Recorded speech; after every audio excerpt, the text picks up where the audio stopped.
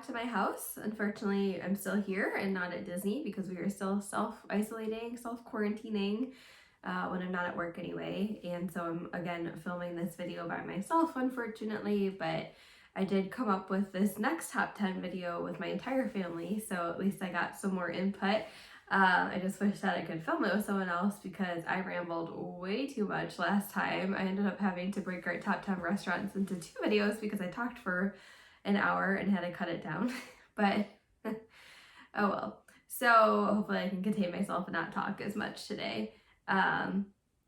Maybe by the time I get this video up, the parks will be open, although I'm not that hopeful because I just read an article today that said that they don't think the parks will be open until at least June, if not like late summer, so that kind of stinks.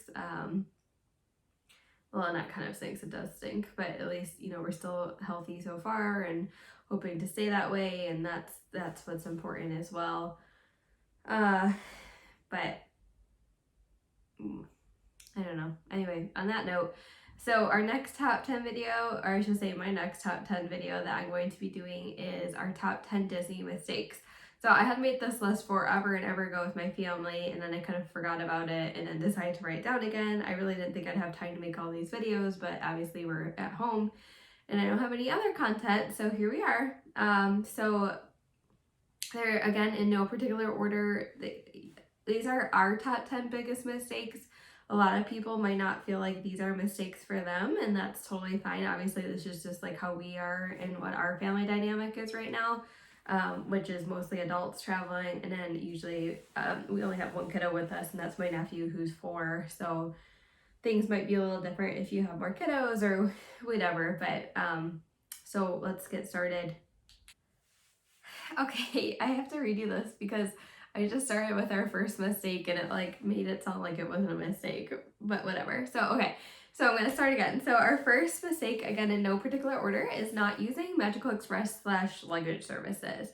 So I remember back in the day when they used to send out planning videos, and we used to have them on tape, so I know they've been doing them for a long time. And then they started doing it on DVD. But they were cute little videos. They kind of just like gave an overview of the parks and, you know, what could be included and where you could stay and what fast passes are.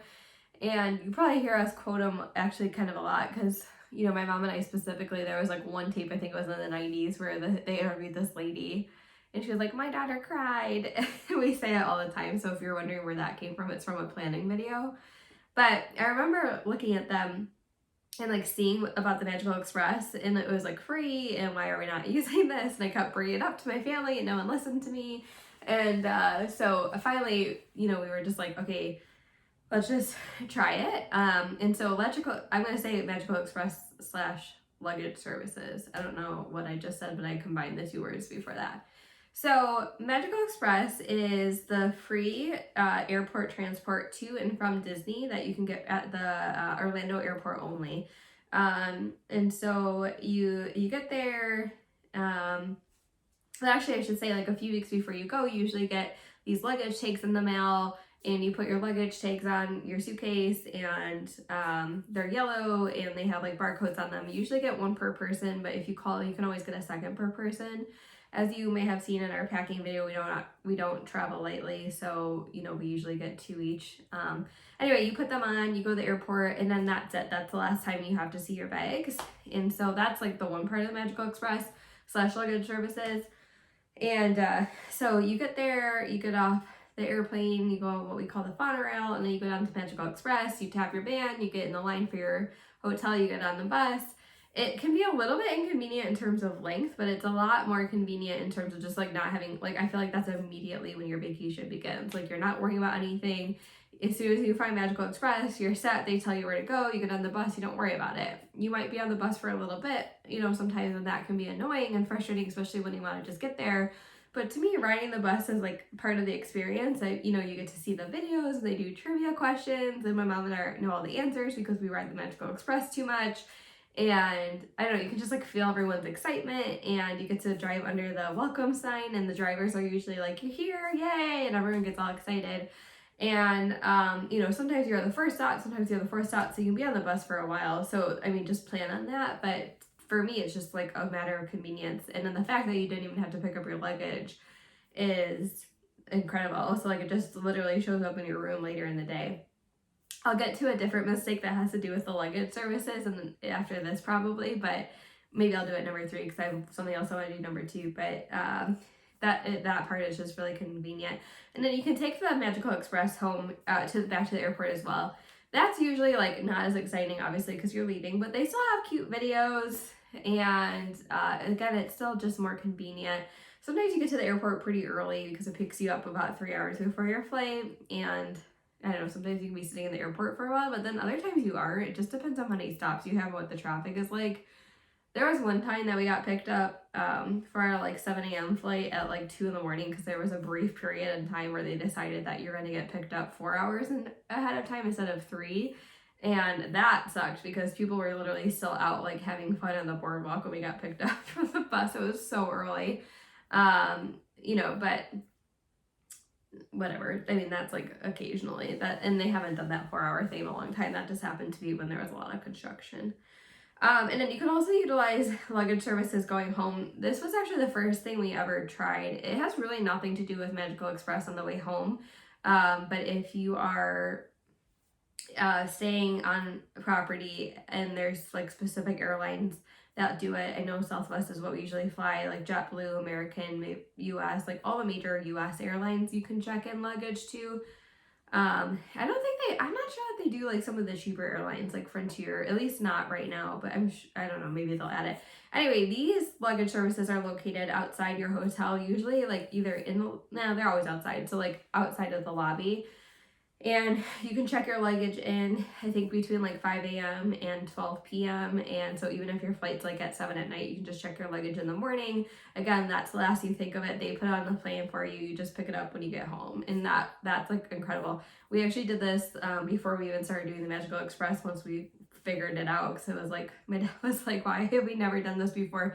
We have so much luggage. It's kind of stressful, like, to leave it hanging, like if you had a car, like to keep in the car and worry about people breaking into the car and that type of stuff. So that's nice. So, okay. So again, just to recap really quickly, first mistake is not using Disney's Magical Express or the luggage services in either direction. Just to clarify though, if you do have an international flight, it is 4 hours before your flight that Magical Express picks you up, because I would assume you have to go through some sort of extra security or whatever. So mistake number 1. Mistake number 2 for us, this is not probably going to pertain to a lot of other people, but for us, this was our mistake, and that's renting a car. We rented a car for years up until, and I know I talked about this in our restaurant video, but up until 2014 was the first time we never rented a car. There was a few factors into that decision about why I never rented a car. The first was because I literally had begged to ride the Magical Express like weirdos. And number 2 was that I, like car prices at that point were really high. And so like you're paying a lot of money for something that we didn't really use. I have always been a big fan of using the buses. The rest of my family was not, maybe probably still isn't to some degree.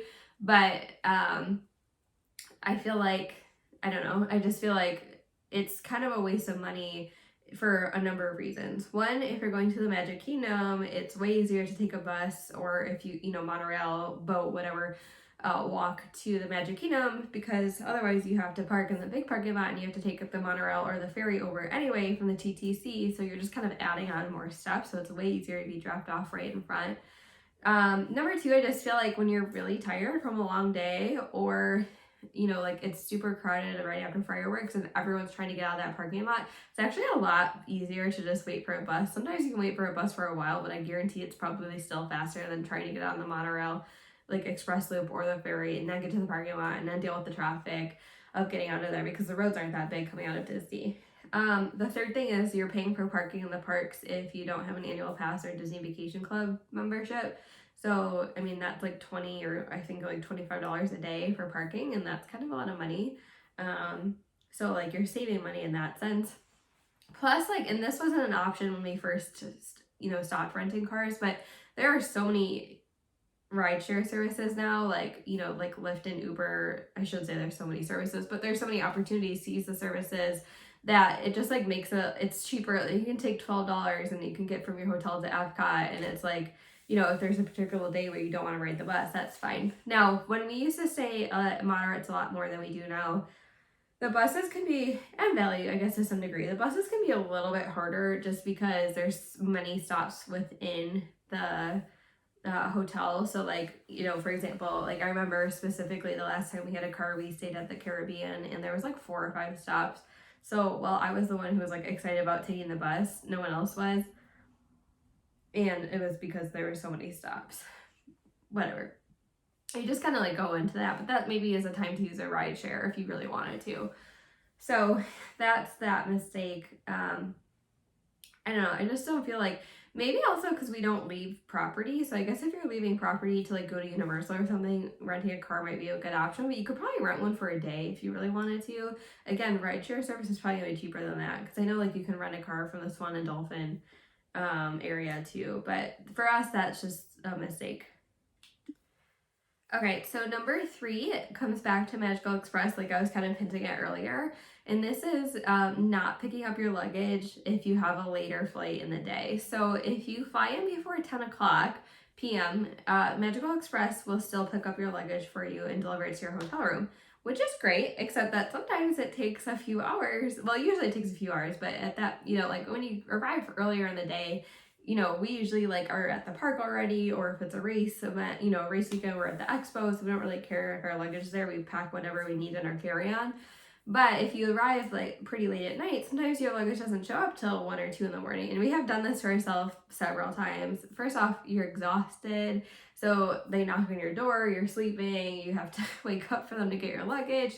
Or sometimes they don't even bring your luggage until the morning. So that happened to my mom and I when we went for New Year's Eve last year. So 2018 to 2019, like that New Year's, I guess that was a year ago, well, over a year ago now. But so we arrived, I don't know, our flight landed at like 9:30. So we were like, oh, whatever, Magic Kingdom's open late. We'll just go to Magic Kingdom. And then by the time we get back, maybe our luggage will be there. And that didn't happen. And we didn't pack pajamas for some reason. I mean, thankfully we packed like toothbrushes, but like I wasn't even thinking about pajamas. I was like, well, we just need toothbrushes. So I ended up bringing, like, we both like ended up bringing like our clothes that we traveled in to sleep in, which is kind of gross. And it would have been fine when we woke up in the morning. Like, I just assumed our luggage was there. Maybe they just, like, we didn't hear them come in. Although I'm pretty sure when you're there, you have to answer the door in hindsight. But our luggage was still not there. So I, like, looked, and they had called and left a message asking if we wanted our luggage to be brought upstairs. And I swear I never heard the phone ring. And I'm a light sleeper, and so is my mom. So that was kind of weird. So whatever. It was like 8 in the morning by the time we got our luggage, and we looked disgusted. When the guy like opened the door, I was like, don't look at me, my face. Like I had makeup all over my face because I didn't have my wipes or anything. So anyway, I would say like if you're, we're like not night people. So if you're planning on going to bed like fairly early, I would just pick up your luggage. We tend to just, it's annoying, but just pick it up. Sometimes you forget they have to pick it up too. So if you arrive after 10, like just remember, you know, even if your flight gets delayed and you had put the luggage tags on there, it doesn't matter. If you arrive after 10, you have to get your luggage. So there was like one time we like weren't even thinking about it because our flight was delayed. We like went over and they reminded us like, you have to go get your bag. So we did. So that's something to think about as well. Or at the very least, if you don't mind like opening the door when they drop it off at 1 in the morning, you know, like at least bring pajamas, I guess, and like toothbrush, anything you need at nighttime. So that's number 3. Number 4 is, what is it?